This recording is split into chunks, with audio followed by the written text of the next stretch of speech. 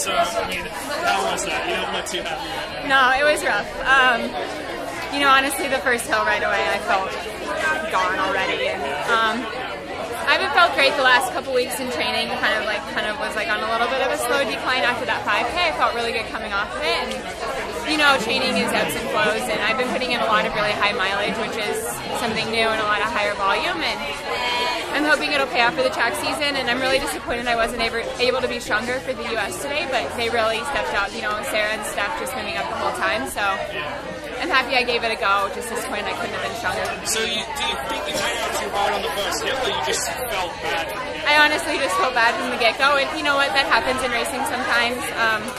I started to feel wobbly already 5K in, and started to question if I would get through it. But I'm really proud of myself for finishing. I think I'm going to draw a lot from this, and it's those tough days that we're able to keep pushing through that I think we learn more from. So how was running up that hill fourth and fifth time through? It was honestly the hardest thing. And then you would go downhill, and I felt just as bad. So that was the thing, was you never really got to recover too much. That backside, you would start to feel a little better, and then you'd hit your shoes getting all covered in mud and sand. But all of us were dealing with it, and yeah, I'm gonna go back to the drawing board and learn from this. So is that the most tired you've been in a race? Yeah, the last time I felt like this in a race was probably that Doha sequel when I was running on food poisoning. So,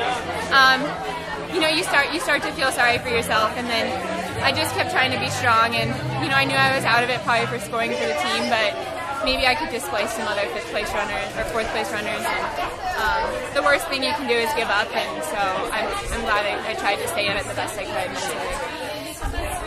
What do you think of the whole spectacle here? I really applaud the Danish Federation for putting this on. It was really quite an event, and I'm really, really glad I still came here to experience it. I'm definitely never going to forget this. Obviously, I wish I could have run better, but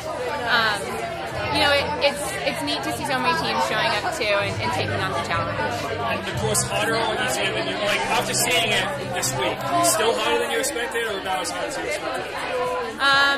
Before I saw from the diagrams, or from running it? From after you'd seen it and run it the last few days, was it still harder than you expected, or about what you expected from seeing it? It was about as hard as I expected. I felt like the backside hills honestly didn't feel as bad as I thought they would, because that roof was so hard. But the roof was just,